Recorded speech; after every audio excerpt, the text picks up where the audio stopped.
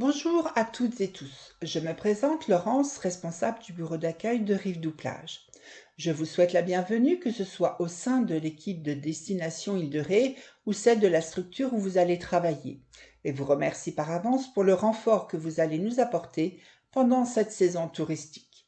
Je serai votre guide pour cette éduc-tour digitale consacrée à une présentation des incontournables du patrimoine, tant architectural que naturel, de l'île de Ré. À vous ensuite d'acquérir votre propre culture générale de ce territoire, ce qui facilitera votre travail de conseiller en séjour ou d'agent d'accueil et apportera votre plus-value aux informations que vous communiquerez. Je vais commencer avec quelques mots sur les marques et les différents labels dont bénéficie Destination Île-de-Ré et ceux de notre territoire. Destination Île-de-Ré est classée office de tourisme catégorie 1, marquée qualité tourisme, et les 10 communes sont stations classées de tourisme, répondant à la nécessaire structuration d'une offre qualifiée pour en faire une destination d'excellence. Pour obtenir ce statut, une commune doit disposer d'au moins 70% d'unités classées toutes catégories confondues et d'un office de tourisme classé en catégorie 1. Afin d'améliorer la qualité des prestations touristiques et de mieux recevoir les touristes en France, l'État a créé la marque Qualité Tourisme. C'est la seule marque d'État attribuée aux professionnels du tourisme pour la qualité de leur accueil et de leurs prestations. Hébergement, restauration, lieux de visite, activités sportives et de loisirs, agences de location saisonnière et office de tourisme. La marque Tourisme et Handicap est une marque d'État qui a pour but d'apporter une information objective et homogène sur l'accessibilité des sites et des équipements touristiques. Tourisme et Handicap prend en compte les 4 familles de handicap, auditif, mental, moteur et visuel, et vise à développer une offre touristique adaptée et intégrée à l'offre généraliste. Cette marque est le fruit d'une collaboration entre plusieurs acteurs: le ministère du Tourisme, les professionnels du secteur, les collectivités territoriales et les associations représentant les personnes handicapées. Nos 10 bureaux d'accueil sont tous marqués Tourisme et Handicap pour les 4 types de déficiences, à l'exception d'Ars-en-Ré pour 3 types, moteur, auditif et mental, et les Portes-en-Ré pour les 2 types, auditif et mental. Nous avons édité un guide de l'accessibilité, téléchargeable depuis le site île-de-ré.com ou disponible dans nos bureaux d'accueil. Le label national Famille Plus sélectionne les communes et destinations françaises qui répondent aux attentes des familles avec enfants de plus de 18 mois. Les stations labellisées Famille Plus répondent notamment à 6 engagements au service de la réussite des vacances en famille: l'accueil et l'information, les animations de la commune, les activités, la découverte de l'environnement et des patrimoines, l'hébergement, la restauration et les commerces et services, ainsi que les équipements et la sécurité. Grâce au label Famille Plus, l'Office de tourisme Destination Île-de-Ré et les partenaires qui ont souhaité être labellisés s'engagent à fournir un accueil personnalisé pour les familles, des animations adaptées à tous les âges, ainsi que des services de proximité. N'hésitez donc pas à ajouter, par exemple, dans un roadbook, le guide Famille Plus. Quant au label Accueil Vélo, en cours d'obtention en 2022, il vient conforter notre démarche pour un tourisme éco-responsable. Attribué par le ministère de la Culture, le label Ville ou Pays d'art et d'histoire qualifie des territoires engagés dans une démarche active de sensibilisation au patrimoine, à l'architecture et au cadre de vie. Depuis le 26 juillet 2012, l'île de Ré est la première île française labellisée Pays d'art et d'histoire. C'est ainsi que le service patrimoine de la communauté de communes de l'île de Ré propose un programme de visites originales, comme les visites flash. Depuis 1988, l'île est reliée au continent par un pont à péage. Depuis 2012, ce péage est en grande partie une écotaxe qui permet de financer la protection et la gestion des espaces naturels qui représentent 80% de la surface de l'île. Par exemple, le développement des transports propres comme les navettes électriques gratuites, la sensibilisation et l'éducation à l'environnement avec les écogardes, l'aménagement et l'entretien des 138 km de pistes cyclables. Une fois le pont franchi, nous arrivons à Sablanceau où se trouve le plus important pôle d'échange des bus et navettes de l'île. à savoir, en été, les 2 lignes de bus numéro 3 qui desservent l'île jusqu'à la gare de La Rochelle, la navette du Pont et la navette village de Rivedoux, ainsi que les bus 51 Yellow de La Rochelle qui transportent les passagers avec ou sans vélo. Partons maintenant à la découverte des 10 communes de l'île de Ré, en commençant par la première, Rivedoux-Plage, plus jeune village rétais puisqu'il n'a été créé qu'en 1928 sur une partie du territoire de Sainte-Marie-de-Ré. Rivedoux s'étire entre 2 plages. La plage nord, où se pratique le kitesurf, se prolonge jusqu'au petit port de pêche. Cette côte ouverte sur le pertuis breton est propice à l'ostréiculture et Rivedoux est un haut lieu de l'élevage des huîtres. La plage sud est la plage de baignade par excellence, labellisée tourisme et handicap, avec un poste de secours et surveillée de fin juin à mi-septembre. L'on peut y pratiquer des activités nautiques comme la voile ou le jet ski.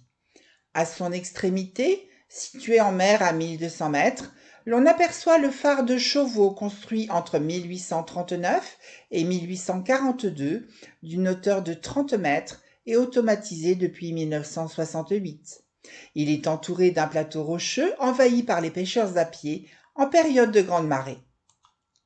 Le patrimoine naturel de Rivedoux, ce sont aussi les bois et sous-bois, qui recèlent en été des champignons comme l'argoine et le cèpe du pin, mais aussi un papillon rare, l'azuré du serpolet, que l'on peut observer de mai à juillet, à Rivedoux, sur la zone du Défend, et nulle part ailleurs sur l'île. Rivedoux recèle aussi un patrimoine bâti. L'un des plus anciens est la redoute de Sablanceau, construite en 1673 d'après des plans de Vauban pour défendre l'île de Ré et cette partie du littoral. Cet édifice est un fort carré initialement entouré d'un fossé. La porte d'entrée, qui donne accès à la poterne et à la cour, était précédée d'un pont-levis. Les soldats logeaient dans une maison située dans la cour intérieure, qui disposait d'un puits et d'un escalier qui menait à la poudrière où étaient stockées les munitions. Cet édifice peut se visiter lors de la visite guidée du village, organisée régulièrement par Destination Île de Ré, ou pendant les journées du patrimoine. En prenant la direction du port, on aperçoit la tour du XVe siècle de l'ancien manoir de Jean Arnaud Bruneau, premier seigneur de Rivedoux. Ce titre reste dans la famille jusqu'en 1684, où Marie Bruneau épouse le comte d'Astrel. Cette propriété privée ne se visite pas. En 1928, il n'existait pas de lieu de culte sur cette nouvelle commune. Il fallait donc se rendre à Sainte-Marie-de-Ré pour célébrer les offices religieux. En 1957, le curé de la Flotte achète un terrain, mais la construction de l'église Notre-Dame de Lourdes ne débutera qu'en 1963. Elle sera consacrée en 1972 par l'archevêque de Rouen. Enfin résolument contemporaine, la halle du marché couvert est installée au cœur du nouveau centre-bourg. En face, côté mer, une large esplanade offre une vue imprenable sur la plus grande baie de l'île. Sainte-Marie-de-Ré est le village le plus long de l'île. Entre Vignes et Côte-Sauvage, il s'étend du port Notre-Dame jusqu'aux Grenettes, soit une longueur de presque 7 km. C'est le village avec la plus forte densité de population locale. Les visiteurs y trouveront la quiétude de la vie rétaise et de nombreux petits commerces ouverts en toute saison. Historiquement, la commune de Sainte-Marie débutait même dès l'entrée de l'île, puisque Rivedoux ne prend son indépendance qu'en 1928 pour des raisons de cohérence territoriale. Aujourd'hui, Sainte-Marie-de-Ré est toujours marquée par son étirement et la présence de 2 cœurs de village, Sainte-Marie et Lanoux, avec chacun leur place, respectivement place d'Antioche et place des Tilleuls, où se tiennent les marchés. L'idéal pour découvrir le village est de laisser la voiture et de se déplacer à pied ou à vélo par les nombreuses venelles fleuries. Au cours de ces balades, de nombreux puits s'offriront au regard des visiteurs, notamment sur des petites placettes de forme carrée ou rectangulaire, nommées quéreux. Le circuit du sentier des 5 paysages est disponible en bureau d'accueil. On peut découvrir également 2 chapelles accessibles en saison et lors des Journées européennes du patrimoine. La chapelle Saint-Sauveur, à Lanoux, Selon la légende, cette chapelle ex-voto fut construite en 596 par une grande dame espagnole sauvée d'un naufrage. Un pèlerinage s'y déroule chaque 6 août. Et la chapelle Notre-Dame. Construite avant la Réforme au XVIe siècle, cette chapelle tombée en ruine est vendue comme bien national. Reconstruite, elle est donnée aux Maritais en 1815 et elle sera rebâtie avant 1913. Avant la construction du groupe scolaire en 1970, deux écoles existaient, celle de Lanoux et celle du bourg de Sainte-Marie-de-Ré, distantes d'environ 3 kilomètres. La petite école de Lanoux date de 1896. Aujourd'hui réhabilitée, c'est un lieu ouvert aux expositions, concerts et animations communales. Construite autour du XIIe siècle, l'église Notre-Dame de l'Assomption fut plusieurs fois détruite et remaniée. Le clocher et sa flèche gothique datent du XIVe siècle. Du haut du clocher, classé monument historique, le point de vue est exceptionnel. Des montées au clocher sont possibles en saison grâce à l'association des Amis de l'Église. Sur visite guidée, les touristes pourront aussi découvrir l'ancienne maison de meunier restaurée et remeublée dans le style de l'époque, ou encore l'ancien alambic, tous deux datant du XVIIIe siècle, témoins du passé agricole de la commune. Le patrimoine maritime n'est pas en reste sur la commune puisqu'au gré de balades le long de la côte sauvage, les écluses à poissons se dévoileront à marée basse. Ces anciens systèmes de pêcherie fixe sont des constructions en pierre sèche en forme de fer à cheval qui permettaient aux rétais de ne pas avoir à partir pêcher en mer.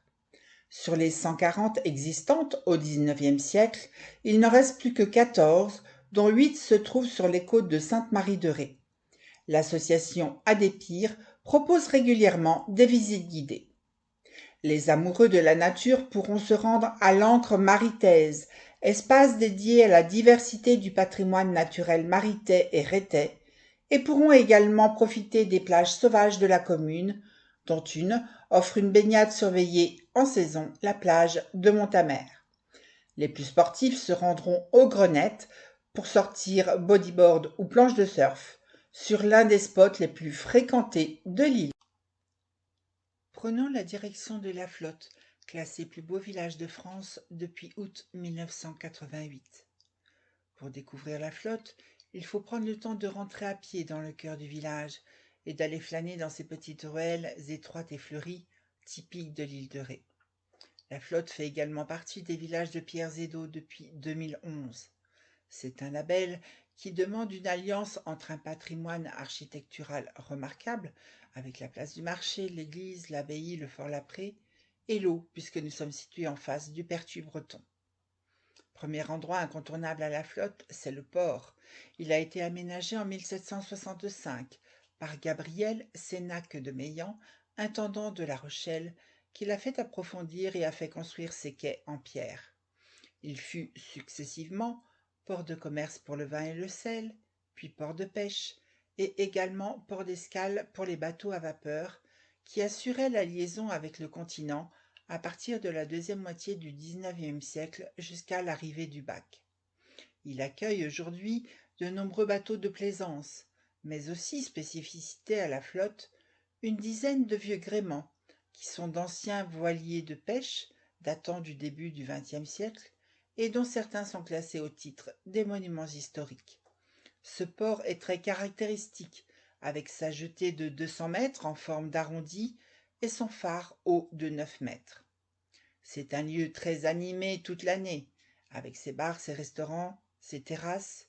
Ses feux d'artifice et ses concerts gratuits pendant la saison estivale sont très réputés. Chaque soir, également sur le cours Félix-Faure, se tient un marché nocturne avec de nombreux stands de créateurs.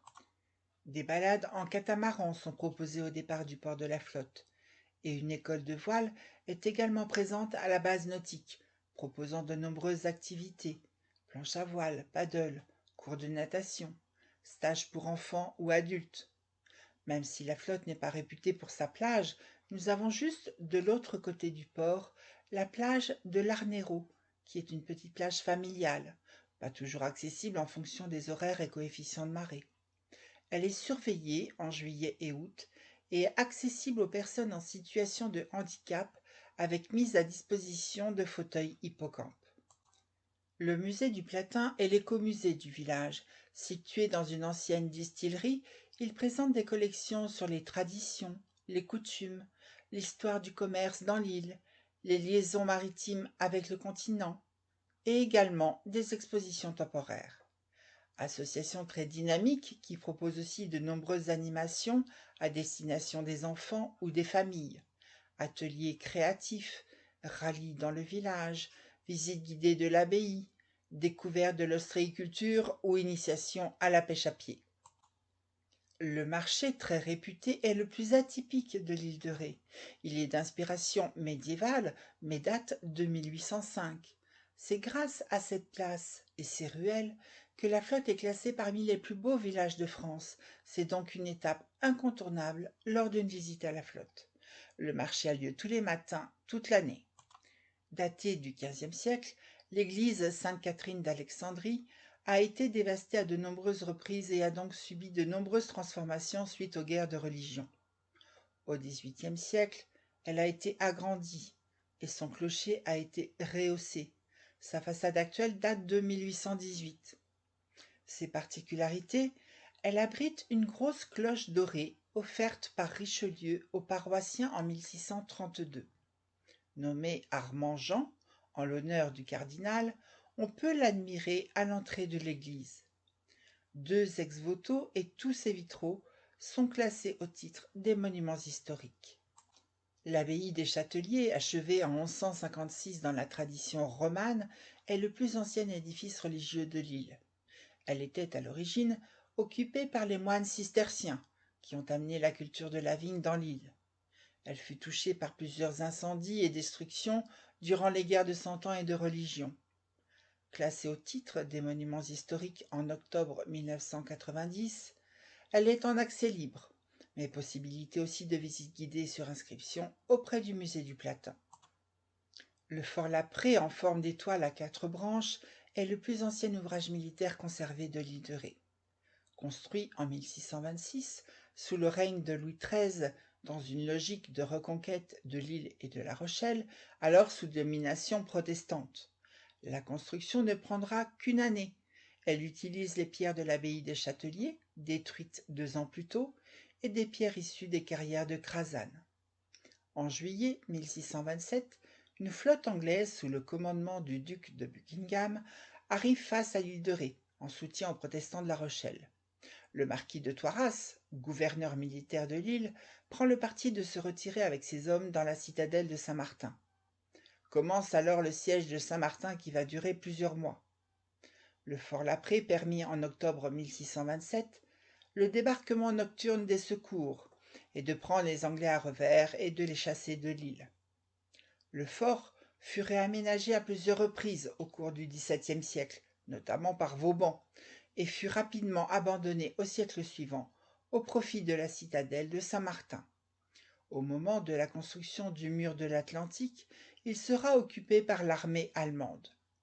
Ouvert à la visite, de Pâques à fin septembre ainsi qu'aux vacances de la Toussaint, il fait partie également des lieux qui sont privatisables pour des événements tels que les mariages.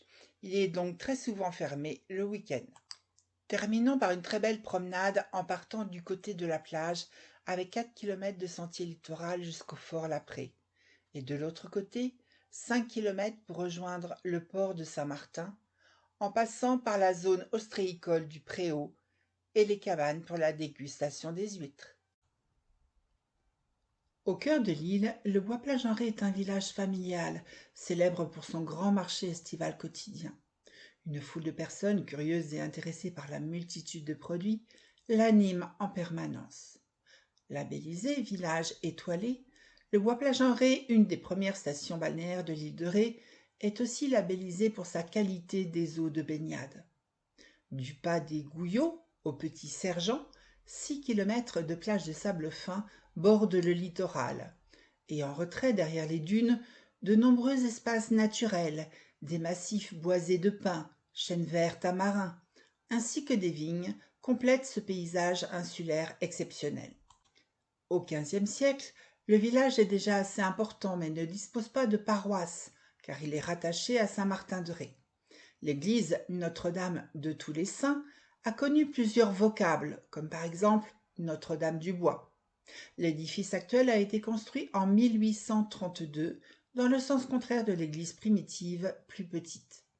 Pour la visite, l'entrée se fait par les portes latérales. Cette église renferme plusieurs œuvres remarquables et les vitraux de la nef, réalisés en 1962 par le maître verrier Vanguy de Tours, symbolisent le travail de la mer et de la terre. Construite en 1854 par le collectionneur et historien rhétais Théodore Phelippot, la demeure de la tour Malakoff est l'un des rares exemples d'architecture éclectique du XIXe siècle présents sur l'île. L'originalité de la maison réside dans son belvédère et l'accès par un escalier en spirale de 54 marches, copie en miniature de l'escalier du phare des Baleines. La demeure était connue comme le musée Phelippot, présentant des antiquités, objets rares ou curieux, ou encore une bibliothèque ancienne, qui forment aujourd'hui les collections du musée Ernest Cognac de Saint-Martin-de-Ré. Cette demeure est une propriété privée et ne se visite pas. La cave coopérative des vignerons de l'île de Ré, créée en 1951, regroupe une quarantaine d'adhérents cultivant environ 550 hectares de vignes, soit 6,5% de la surface totale de l'île. En 2008, la coopérative maraîchère, qui se consacre aujourd'hui à la production de la fameuse pomme de terre AOP de l'île de Ré, et la coopérative vinicole décident de se regrouper pour former Uniré, l'Union des coopératives de l'île de Ré. À partir de 1900, le village développe son activité balnéaire grâce à ses longues plages et devient l'une des stations les plus prisées de l'île. Un cheminement aménagé à travers les dunes, l'estacade des Golandières, permet de découvrir le magnifique panorama des plages du Bois-Plage-en-Ré. Son but est d'éviter l'érosion due aux promenades hors piste. Ainsi, en respectant les dunes, on protège l'arrière-pays des risques de submersion marine ou de l'ensablement selon les périodes, tout en conservant l'écosystème et le paysage. Avenue des Golandières, l'ancre marine du Christina Rueda témoigne de la tragédie d'une tempête la nuit du 23 février 1925. La population boitaise a tenté de sauver l'équipage. Ce naufrage entraîna la mort de 15 Espagnols et de 4 marins du sauvetage Rochelet. En empruntant les nombreuses pistes cyclables, on longe plusieurs moulins, dont celui de Bel-Air construit en 1674. À la suite de la tempête de 1978, le moulin fut restauré par son propriétaire qui remit en place ses ailes, coupées au XIXe siècle pour échapper à l'impôt. La commune du Bois-Plage comptait 12 moulins, la plupart dataient du début du XVIIIe siècle. Ils ont été détruits suite à leur arrêt face au progrès de la minoterie industrielle. Cette demeure est une propriété privée, elle ne se visite pas. Le géocaching avec Terra Aventura se décline en 2 parcours sur l'île de Ré, un au Bois-Plage à faire à vélo, l'autre à Loire à faire à pied. L'idée étant de découvrir le patrimoine local tout en s'amusant. Le parcours Ancel-Moussaillon sillonne le village du Bois-Plage sur 9 km. Les amateurs de grand air et de défis se passionneront pour cette manière insolite de découvrir le territoire rhétais, ses habitants, son patrimoine et ses anecdotes. Ce parcours à vélo chemine en ville. Il nous faut recommander d'être prudent et attentif à la circulation. Aux abords des propriétés privées, il faut privilégier les arrêts qui ne gêneront pas les riverains. On attribue souvent à Saint-Martin-de-Ré le titre de capitale de l'île de Ré. Cette dénomination correspond en fait à son histoire et à son développement économique. Bien que Saint-Martin-de-Ré ne soit pas le village le plus peuplé, ni le plus grand en superficie, il reste le plus chargé en histoire et est sans conteste le plus éloquent au regard du passé. Magnifique étoile de fortification, construite à la fin du XVIIe siècle par Sébastien le Preste de Vauban, le village a su garder intactes ses murailles et ses bâtisses. La cité devait pouvoir abriter toute la population de l'île en cas d'attaque de l'ennemi. Principalement édifiée entre 1681 et 1685, elle s'appuie au nord-est sur une vaste citadelle, cité militaire transformée en prison au XIXe siècle. Après avoir servi de caserne et de lieu de départ des prisonniers vers le bagne jusqu'en 1938, la citadelle est désormais un centre pénitentiaire, propriété du ministère de la Justice, et ne se visite pas. Le système défensif de Vauban en front de mer est simple. Les soldats montaient la garde le long du chemin de ronde qui longe le rempart. Ce dernier est jalonné de créneaux, afin de pouvoir y installer des canons en cas d'attaque maritime de l'ennemi. Ce dispositif pouvait permettre l'installation d'une batterie d'une centaine de pièces. Le rempart mesure 8 mètres de hauteur sur 2 mètres d'épaisseur. Côté terre, le système défensif repose sur l'architecture bastionnée, qui donne cette forme d'étoile si caractéristique. Les deux portes, de Toiras et de Campagny, étaient autrefois fermées d'une double porte cloutée et d'un orgue en bois, précédé d'un pont-levis, devenu pont dormant à la fin du XVIIIe siècle. Elles étaient les uniques voies d'accès à la cité. La percée des remparts de Saint-Martin a eu lieu en 1928 pour la porte des Campagny et en 1936 pour le passage côté porte de Toiras. Aménagée en 1685, la place de la République est l'ancienne place d'armes de Saint-Martin, lieu stratégique pour le déploiement des troupes en cas d'attaque, situé à équidistance des deux portes monumentales de la ville. Grâce à cette œuvre, la cité de Saint-Martin a été classée le 7 juillet 2008 au patrimoine mondial de l'humanité par l'UNESCO. Tout à Saint-Martin-de-Ré est grande ou petite histoire. Les guerres nombreuses et acharnées contre les Anglais ou les Hollandais, les batailles entre catholiques et protestants ont laissé dans le village quelques marques visibles. Il ne reste que peu de choses de l'église catholique originelle édifiée au XIVe siècle. Les vestiges des parties anciennes du transept laissent supposer que cette église constituait l'une des plus belles réussites d'architecture gothique en Aunis. L'église fort de Saint-Martin aura connu de nombreuses destructions. Au XVIIe siècle, le gouverneur Toiras fait détruire les voûtes par peur que les Anglais y installent des canons. En 1696, elle est bombardée par la flotte anglo-hollandaise. L'édifice sera finalement reconstruit au XVIIIe siècle avec un clocher observatoire.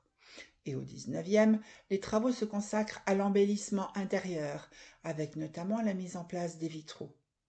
Mais en 1964, l'église est en partie ravagée par un incendie, notamment à l'intérieur. Aujourd'hui, du haut de ses 117 marches, le clocher observatoire de l'église de Saint-Martin offre un panorama unique sur la ville fortifiée et l'île de Ré. Saint-Martin-de-Ré se lit comme un livre d'images.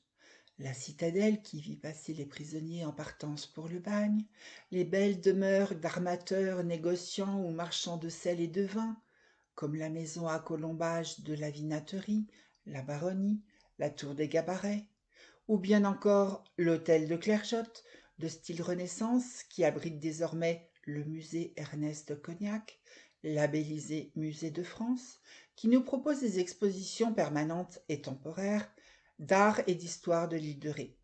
Ce logis du XVe siècle s'est vu doté d'une aile contemporaine en 2006. Le temple protestant, érigé en 1836 à l'angle sud-est de la place de la République, on distingue nettement sur le fronton triangulaire un soleil et un livre ouvert représentant les Saintes Écritures. Le temple est toujours, pour les protestants, l'unique lieu de culte sur l'île de Ré. L'hôpital Saint-Honoré est son apothicaillerie. En 1674, Louis XIV, désireux de pouvoir apporter des soins médicaux à ses soldats en garnison sur l'île de Ré, confie aux religieux de la Charité la gestion de l'hôpital Saint-Honoré, alors très modeste. L'aile Saint-Michel est par ailleurs classée au titre des monuments historiques et a été acquise par la communauté de communes de l'île de Ré. Le port, installé en plein cœur de Saint-Martin, a connu autrefois une activité économique florissante grâce au commerce du sel et du vin, et est aujourd'hui une étape très prisée des plaisanciers et le point de départ des excursions en mer vers Fort-Boyard, La Rochelle ou encore l'île d'Aix. Sans oublier le parc de la Barbette où les familles peuvent s'adonner au mini-golf et les jeunes enfants faire un tour sur un des ânes en culotte, véritable mascotte de l'île de Ré. La plage de la Cible, avec son parking gratuit, un restaurant face à la mer et la location de cabines de bain, Saint-Martin-de-Ré bénéficie d'une plage surveillée par des maîtres nageurs sauveteurs durant tout l'été et certifiée démarche qualité eau de baignade. Pour une baignade encore plus confortable, la ville de Saint-Martin-de-Ré met à disposition douches, toilettes et cabines de bain, ainsi qu'un accès pour les personnes en situation de handicap moteur en haute saison. Destination Île de Ré propose toute l'année des visites guidées des fortifications ainsi que des visites guidées de la ville en été. Le service du patrimoine de la communauté de communes propose également des visites originales pour tout public. Le village de la Couarde-sur-Mer est un village familial situé au cœur de l'île de Ré. La commune présente une grande variété de paysages, vignes, marais salants, espaces boisés, ou bien encore ses grandes plages de sable fin. Ce sont d'ailleurs ces très belles plages situées le long de la côte sud qui en ont fait sa renommée. Elles sont certifiées démarche qualité eau de baignade. La Couarde-sur-Mer a été la première station balnéaire de l'île de Ré à la fin du XIXe siècle. De très nombreuses activités nautiques peuvent s'y pratiquer. Voile, planche à voile, paddle, jet ski ou kitesurf. Située à proximité du centre-ville, la plage du Peu-Rago est une plage familiale surveillée en été. Elle est labellisée Tourisme et Handicap car elle est notamment équipée d'un platelage bois sur la plage, ainsi que de 2 tirs à l'eau et un fauteuil hippocampe, mis à disposition pendant la période de surveillance. La plage de la Pergola est quant à elle un spot de surf référencé par les surfeurs du monde entier. Un sentier littoral est aménagé le long de la dune avec une vue imprenable sur le pertuis d'Antioche. Côté nord, une autre ambiance. Avec le chenal du Goisil et son petit port très pittoresque et naturel qui inspire beaucoup de peintres et de photographes. On y trouve aussi le centre nautique du Goisil avec son bassin d'initiation à la navigation. La Couarde est aussi le point de départ de magnifiques balades à vélo vers le nord de l'île. Depuis 2020, la commune est labellisée Terre saine commune zéro pesticide pour notamment son engagement dans une démarche de bonne pratique de la gestion des espaces verts. Le bois Henri IV de 34 hectares est géré par l'Office national des forêts. Il fut planté dans le but de stopper l'avancée des dunes. Il est constitué majoritairement de chênes verts et de pins maritimes. Son nom viendrait de la présence, à l'époque, d'un ermite ressemblant au célèbre roi Henri IV. Pensée par l'ONF, l'appli Explorer Aventure propose aux promeneurs de découvrir de manière insolite les richesses de la forêt et du territoire rétais à travers 4 parcours guidés par des personnages attachants. Rebecca, technicienne à l'ONF, nous accompagne au cœur du bois Henri IV. Rémi, éco-garde, nous guide autour des dunes de Trouchemise. Rebecca et Rémi nous emmènent aussi à la découverte de la batterie Erta. Enfin, Raphaël nous fait voyager sur les traces du passé de l'île. Le village est très étendu et compte 3 zones commerçantes. Tout d'abord le centre-bourg, situé autour de l'église avec le marché extérieur sur la place. Ensuite l'avenue du Mail avec le marché couvert et la Maline, centre culturel de l'île de Ré, proposant spectacles, concerts et cinéma. Enfin, l'esplanade du Peurago, avec sa fête foraine ouverte pendant les vacances de Pâques et en été. De nombreuses animations y sont organisées, brocantes, vide-greniers, spectacles en plein air. Le village dispose également d'un club de tennis avec un mini-golf et d'un poney-club. L'église paroissiale Notre-Dame de l'Annonciation fut construite entre 1865 et 1867 à l'emplacement de la précédente église qui, sous l'Ancien Régime, fut désignée succursale de la paroisse de Saint-Martin-de-Ré. Le nouveau sanctuaire a hérité de l'ancienne église, des autels, fonts baptismaux, statues, ainsi que des ex-voto.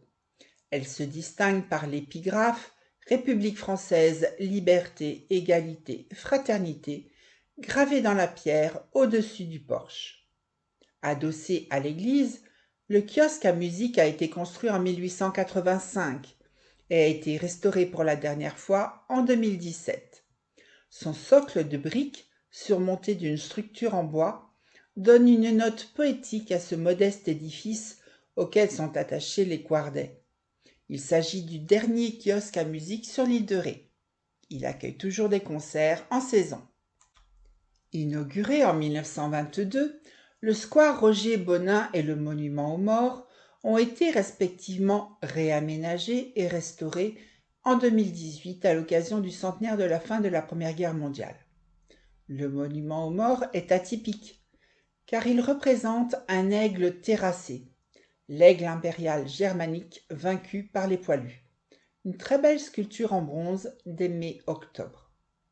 Les aires de jeu pour enfants se trouvent dans le square.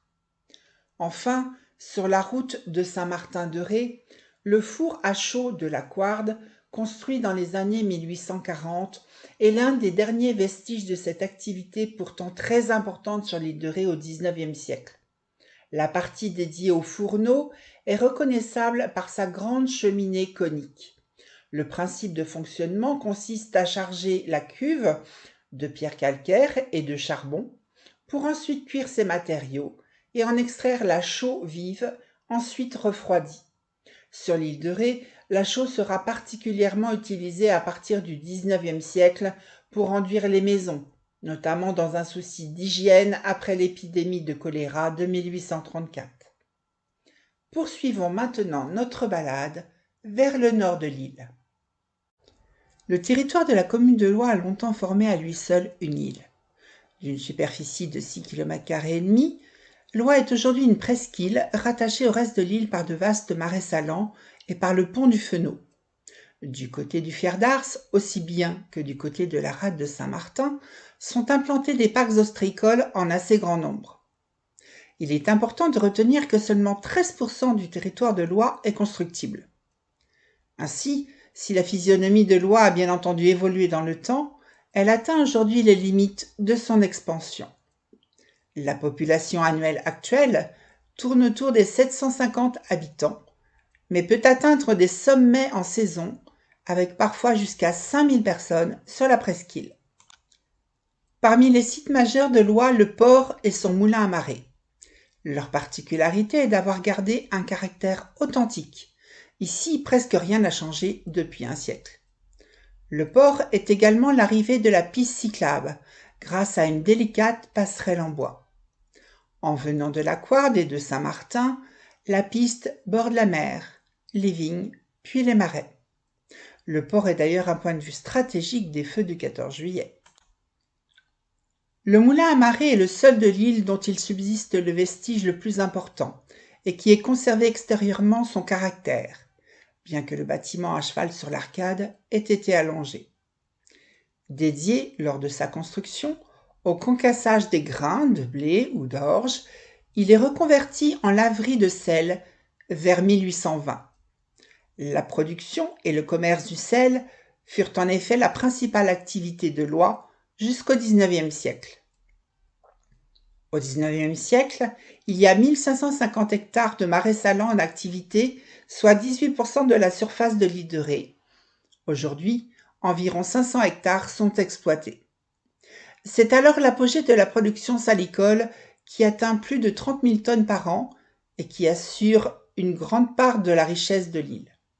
À cette époque, le commerce de l'or blanc a fait de Loie un port important où des bateaux de 50 tonnes, des goélettes, entraient dans le port pour se charger en sel, qu'ils soient alimentaires ou utilitaires.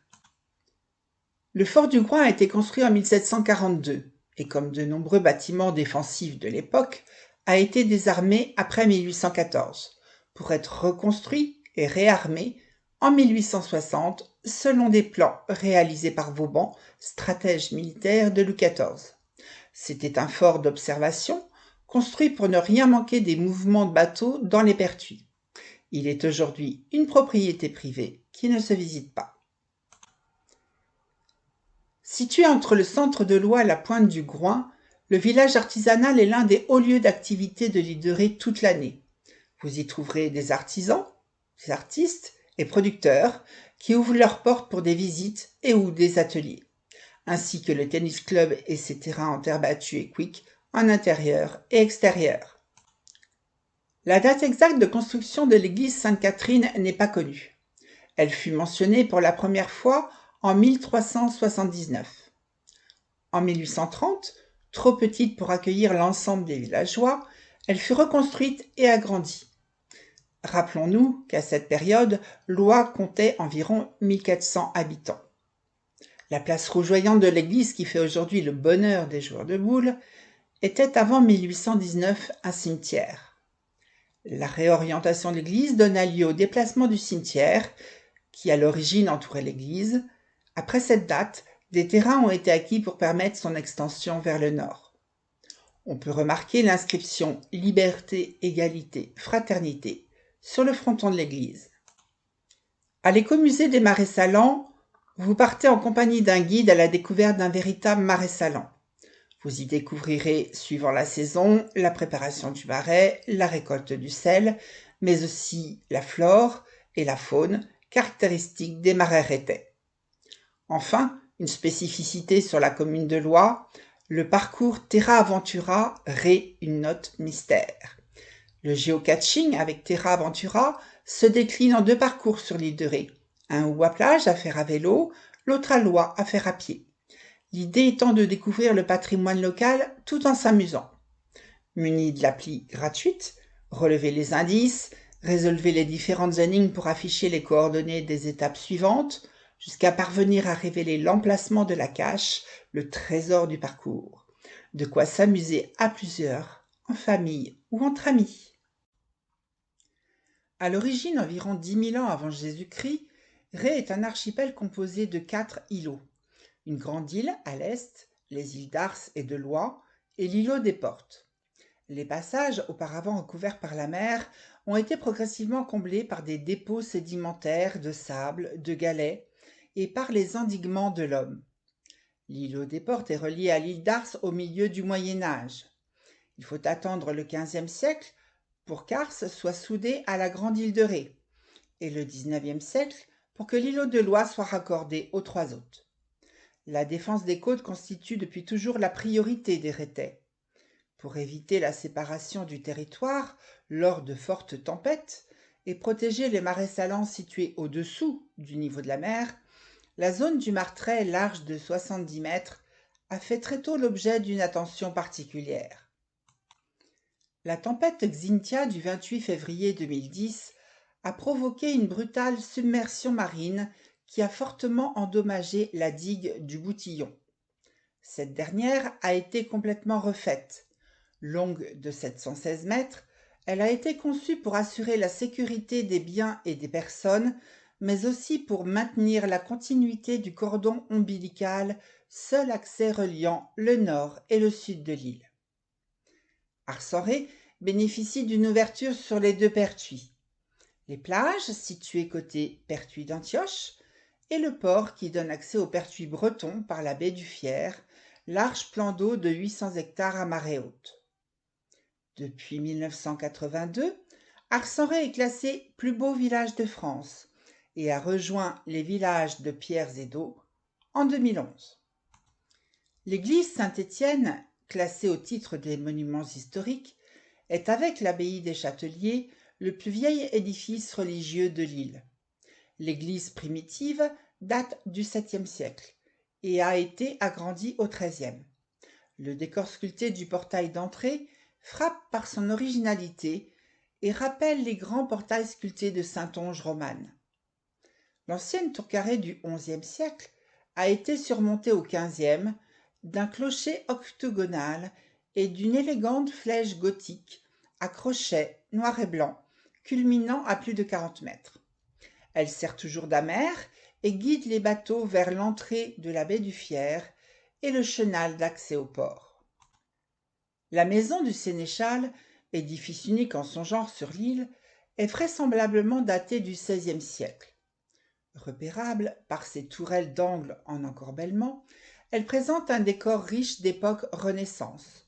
Formes géométriques, bustes, blasons.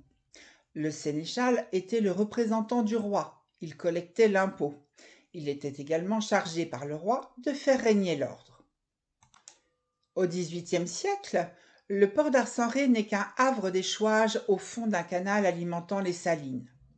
Avec le développement du commerce du sel durant la première moitié du XIXe siècle, le port est réaménagé et agrandi pour accueillir les bateaux de commerce, notamment ceux venant de l'étranger. Sur les quais sont également installés un chantier de construction navale et des salorges, bâtiments où l'on entrepose le sel avant sa commercialisation. Ils sont encore visibles de nos jours. À partir de 1930, le port de commerce devient port de plaisance. Aujourd'hui, l'ancien port et le nouveau port, créé à proximité de la base nautique, disposent de 550 anneaux pour accueillir les plaisanciers. La galerie du peintre Philippe Deschamps était autrefois une petite gare. Un train, l'économique des Charentes, sillonnait l'île de Ré pour transporter marchandises et voyageurs et s'arrêtait à la petite gare du port d'Ars. En service depuis 1898, le Tortillard a pris sa retraite peu avant la Seconde Guerre mondiale. Il a été contraint de retrouver ses rails sous l'occupation allemande pour cesser son activité en 1947. La production de céréales étant assez réduite sur l'île, le blé était le plus souvent importé, mais il était moulu sur place, ce qui explique le nombre important de moulins. Au début du XIXe, on en comptait encore 17 sur la commune d'Arcenré. Ils cessèrent de fonctionner à la fin de ce même siècle. De nos jours, il en reste 5. Témoins d'une activité passée, ils sont aujourd'hui conservés et transformés en habitation. Les marais du Fier d'Ars sont inscrits depuis le 2 février 2003 sur la liste des sites Ramsar pour une superficie totale d'un peu plus de 4000 hectares. La Convention de Ramsar est un traité international adopté en 1971 pour la conservation et l'utilisation durable des zones humides. Ce vaste ensemble littoral associe d'une part les grandes vasières et bancs de sable du Fier d'Ars et de la fosse de Loie, qui sont découverts à chaque marée basse, et d'autre part un ensemble de marais endigués façonnés entre le XVe et le XIXe siècle. Ils forment une mosaïque très diversifiée de milieux. Marais salants en activité ou non, marais doux, bassins d'aquaculture, prairies d'élevage, témoins d'un passé constructif et d'un présent actif et respectueux du développement durable. Ce site abrite un grand nombre d'espèces végétales et animales, dont certaines d'entre elles sont menacées. Plus de 30 000 oiseaux migrateurs en hivernage y sont régulièrement recensés. L'exploitation des marais salants a été, depuis le XIIIe siècle, la principale ressource de la commune d'Arcenré, située au cœur des salines. Cette économie dessine encore aujourd'hui le paysage du Fier d'Ars. Le patrimoine est témoin de ce travail traditionnel dont les méthodes sont restées les mêmes au cours des siècles. Ainsi, au début du XIXe siècle, une raffinerie à sel est bâtie, dont on peut encore voir une partie des bâtiments à l'arrière du marché. En 1933, la première coopérative des sauniers est créée. Toujours installé à Arcenré, le bâtiment qui l'abrite, construit en 1968, rappelle les anciennes salorges, mais frappe aussi par sa modernité. Pour conclure, avec son lever de soleil sur le Fier, un moment de détente au centre de thalassothérapie, ou bien encore une visite dans les nombreuses galeries d'artistes, le choix est vaste pour profiter pleinement de ce village tout au long de la journée et en toute saison. Entre marais, forêts et longues plages de sable fin, Saint-Clément-des-Baleines, village du nord-ouest de l'île, est dominé par le célèbre phare des Baleines. D'une superficie de 7 km², les 5 hameaux, la Tricherie, le Chabot, le Griveau, le Godinan et le Gilieu, qui composent aujourd'hui Saint-Clément-des-Baleines, dépendaient autrefois de la ville d'Ars-en-Ré. Ils étaient appelés les villages d'Ars. Les villageois ont d'abord fondé la paroisse en 1842, puis ont créé la commune en 1874. Un 6e hameau, les Doreaux, la complète aujourd'hui, protégée par une nouvelle digue prétexte à une balade pédestre en bordure de la côte sauvage. L'économie était principalement fondée sur le sel et le vin, culture qui se perpétue encore aujourd'hui. La pêche, avec notamment la construction des écluses au XVe siècle, a permis d'éviter la famine. L'écluse de la Moufette, située au pied de la tour des Baleines, est la dernière écluse du village encore entretenue par une équipe de bénévoles. Construite en 1842 sous l'impulsion de l'abbé Jean Bobard, vicaire d'Arcenré, l'église paroissiale Saint-Clément marie les styles néoclassique et néogothique. Les vitraux actuels ont été créés en 1983 par l'entreprise Vanguy. En 1894, 4 moulins à vent tournaient encore sur les 7 existants. Aujourd'hui, il n'en subsiste plus que 2, le moulin Victoire et le moulin Daniel, qui a conservé sa toiture. Le sud du village est bordé par la forêt de la Combalot, qui abrite dans la zone du camp militaire la batterie de Carola, qui fait partie du mur de l'Atlantique. Ce point d'appui défensif avait pour rôle d'assurer une défense rapprochée des côtes afin d'empêcher tout débarquement ennemi. Ces positions armées sont réparties sur l'ensemble du territoire insulaire, à proximité des plages, sur les dunes ou les falaises. Juste avant le début de la digue menant au phare, l'on découvre le blocos Clara, qui domine la plage de la Côte Sauvage, dont les fonds rocheux sont propices à la pratique de la pêche à pied. Appelée aussi Porte de l'Ouest, l'abri du canot de sauvetage fut construit en 1869 par la Société centrale des naufragés. De plan rectangulaire et voûté en berceau, avec à chaque extrémité un mur pignon carré, percé d'une large porte et couronné par une corniche. C'est le meilleur spot pour profiter du coucher du soleil. Le sémaphore des Baleines a été mis en service en 1863. Cet édifice de la Marine nationale assure des missions militaires et de service public. Construit entre 1849 et 1853, le phare des Baleines a été inauguré le 15 janvier 1854. Il atteint une hauteur de 57 mètres au-dessus des plus hautes mers et compte 257 marches. Sa portée lumineuse de 50 km en fait l'un des plus puissants phares du littoral atlantique. Un musée sur le thème des phares et des grandes missions de balisage pour la sécurité en mer a été créé dans l'ancienne école des gardiens de phare au pied de la vieille tour. La tour des Baleines fut construite entre 1669 et 1682 sur ordre de Vauban. Cette tour, avec le phare de Chassiron, était destinée à détourner les navires des rochers meurtriers des Baleines et d'Antioche et à servir de couverture au port militaire de Rochefort. Avec le phare de Cordouan, en Gironde, ils sont les plus anciens phares de France. Cette tour des Baleines, haute de 27 mètres, compte 112 marches et fonctionna jusqu'au 15 janvier 1854. Elle fut classée monument historique le 22 juin 1904. C'est dans cet écrin architectural que se déroule tous les étés le festival Jazz au phare. Construit en même temps que le grand phare des Baleines, le phare des Baleineaux se situe au large à environ 4 km. C'est une tour circulaire de 31 mètres de hauteur avec une portée de 18 000 en lumière et 6 000 en obscurité. La pyramide des Chaumes est un amer mentionné en 1831. Il mesure 4 mètres de haut sur 1,50 m de large, formé d'un socle carré que surmonte un obélisque.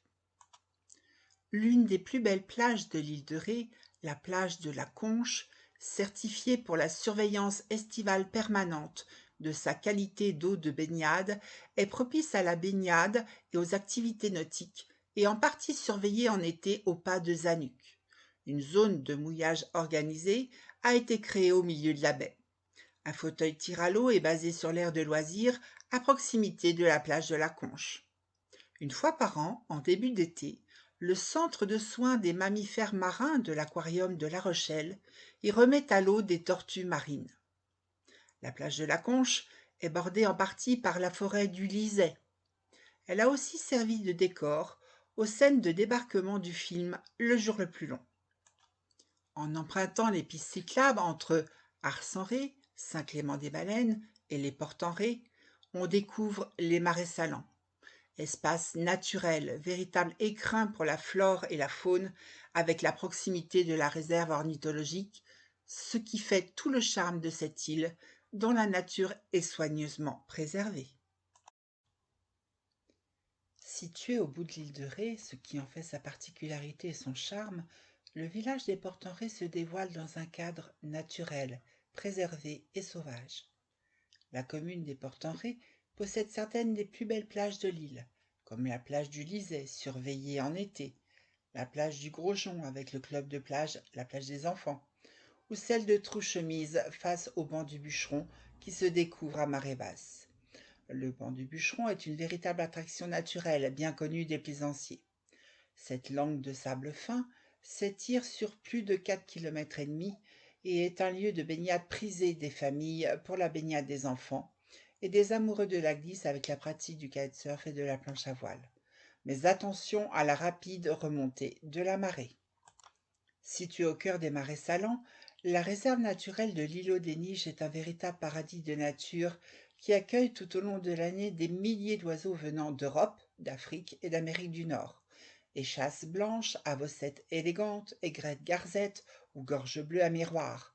De par leur situation géographique privilégiée sur la grande voie atlantique de migration, la réserve naturelle et l'île de Ré dans son ensemble jouent un rôle majeur pour l'accueil des oiseaux d'eau. On y recense 350 espèces d'oiseaux. Les abords de la réserve naturelle et son sentier pédagogique offrent des conditions idéales pour l'observation des oiseaux et pour les passionnés d'ornithologie. En outre, 168 espèces de plantes et 12 espèces de poissons ont également été répertoriées. Une piste cyclable longe la réserve au milieu des marais, qui offre en toute saison un spectacle magnifique de la faune et de la flore sauvage. La Maison du Fier invite à la découverte des richesses naturelles de l'île de Ré à travers un espace muséographique mettant en lumière l'incroyable écosystème de l'île. Elle est gérée, ainsi que la réserve, par la Ligue pour la protection des oiseaux, la LPO. Des expositions régulières sur la faune et la flore et les paysages de l'île de Ré sont organisées, ainsi que des balades nature d'une durée de 1 heure, conseillée pour les familles avec enfants, ou de 2h30 pour une découverte plus approfondie en compagnie d'un animateur de la LPO. La Maison du Fier a été installée dans un ancien hangar à sel, afin de permettre le commerce du sel. Des charges ou appontements furent aménagés très tôt le long des chenaux des marais salants. L'une d'elles, plus accessible, est appelée Vieux-Port, dès le XVIIe siècle. Ce port est totalement refait en pierre de taille au XIXe. Un pont est ajouté au-dessus de l'écluse. Au cœur des plus anciens sites de récolte du sel, la Maison du Fier, ancienne Salorge, est l'un des derniers exemples de hangar à sel de l'île de Ré. Le sel récolté dans les marais alentours par les sauniers y était stocké en attendant son expédition par bateau de cabotage vers les autres régions de France. Dans la forêt du Liset, à 500 mètres de la plage du Petit Bec, la Maison de la Dune ou Cabane des Fontaines est un petit lieu muséographique où tout ce qui concerne le milieu dunaire est expliqué. L'écosystème de la dune, sa faune, sa flore. En été, l'animateur de la Maison de la Dune nous invite à découvrir ce site exceptionnel à travers des ateliers pour jeunes publics. Dans le petit bois de Trouche-Chemise, fredonné par Charles Aznavour, se trouve une maison phare, le phare de Trouche-Chemise, pour aider à la navigation à l'entrée du Fier d'Ars. Construite en 1870 d'une hauteur d'environ 12 mètres au-dessus de la haute mer, visible à 11 000 marins, elle était autrefois dotée d'un feu 4 secondes. Le phare a été électrifié en 1949. Le feu a été éteint en octobre 2005. La maison phare de Trouche-Chemise est aujourd'hui la propriété du conseil départemental et elle ne se visite pas actuellement. Cet univers si particulier entre marais, mers et forêts ne doit pas nous faire oublier le cœur du village. En 1629, l'église Sainte-Trope est refaite suite aux destructions dues au passage des Anglais. De nombreux travaux seront menés ensuite jusqu'à la seconde moitié du XIXe siècle. À l'intérieur, l'édifice renferme de très beaux objets et de retables et tabernacles, maîtres-autel et chapelles, datés des XVIIe et XVIIIe siècles. Un groupe sculpté montrant le Christ, la Vierge et Saint Jean, réalisé en 1701, ou encore un ex-voto sous forme de bateau du XIXe siècle. Tous différents, tant par leur taille que par leur forme, de nombreux puits sources de vie sont à découvrir dans les rues, les venelles et sur les places du village. Un circuit de découverte est proposé au départ du bureau d'accueil. Élevée sur la pointe des portes en 1674, en même temps que celle de Sablanceau et du Martret, la redoute des portes devait permettre de défendre le banc du bûcheron. En permanence attaquée par la mer, la redoute devait être régulièrement reconstruite et entretenue. Elle est abandonnée en 1854. En 1880, un magasin à poudre construit durant la Révolution est cédé à l'évêché de La Rochelle, qui y fait ériger une chapelle sous l'invocation de Notre-Dame des Mers. Démontée durant la Seconde Guerre mondiale, elle fut reconstruite à l'identique en 1986 et la statue de la Vierge fut conservée. Enfin, le golf de Trouchemise vient compléter les autres activités sportives, nautisme, équitation, tennis, avec comme panorama les marais et le Fier d'Ars. Pour conclure, je vous invite à consulter le livret d'accueil qui vous a été remis à votre arrivée et à ne pas hésiter à questionner vos collègues si besoin. J'espère que mes propos ont été clairs et instructifs. Cette version numérique de l'Éductour vient en complément de la journée Éductour à laquelle certains d'entre vous ont pu participer et ainsi vous faciliter votre travail à l'accueil. Je vous souhaite avec le sourire une très bonne saison.